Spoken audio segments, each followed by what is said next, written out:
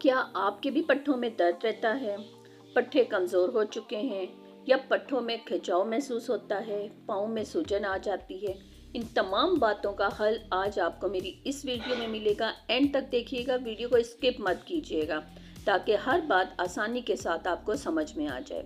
अमूमन ये मर्ज़ हम औरतों में ही होते हैं कि घर के काम कर कर के हम लोग थक जाते हैं, पट्ठों में खिंचाव महसूस होता है, पट्ठे हमारे कमज़ोर हो जाते हैं, टांगों में बेइंतहा दर्द होता है, चला नहीं जाता, खड़े नहीं हुआ जाता, किचन का हम काम सही तौर पे नहीं कर सकते। तो यकीन जानिए ये आजमूदा टोटका है, आप इसे ट्राई करें, तमाम झंझटों से आज़ादी। बिस्मिल्लाहिर्रहमानिर्रहीम, अस्सलाम वालेकुम। यहाँ पर हमने एक अपना छोटा सा प्यारा सा पैन ले लिया है और आज हम सरसों का तेल इस्तेमाल नहीं कर रहे, बल्कि हमने यहाँ इस्तेमाल करना है जैतून का तेल।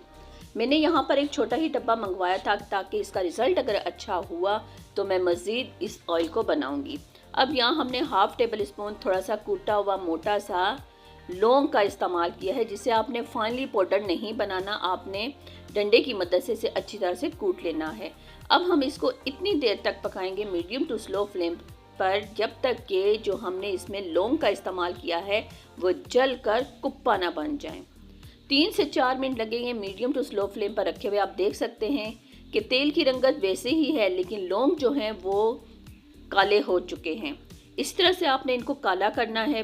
काला जब हो जाए लौंग तो हम चूल्हे की फ्लेम को ऑफ कर देंगे और इसे रूम टेम्परेचर पर ठंडा होने देंगे।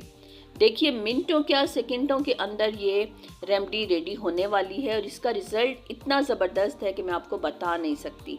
आप ज़रूर इस्तेमाल कीजिएगा, लेकिन इस बात का ख्याल रखिएगा कि जब भी आप अपने टांगों पर या अपनी गर्दन पर या जहाँ जहाँ आपको खिंचाव महसूस होता है, जब इस तेल का इस्तेमाल करें तो पंखे को बंद करके रखना है आपने।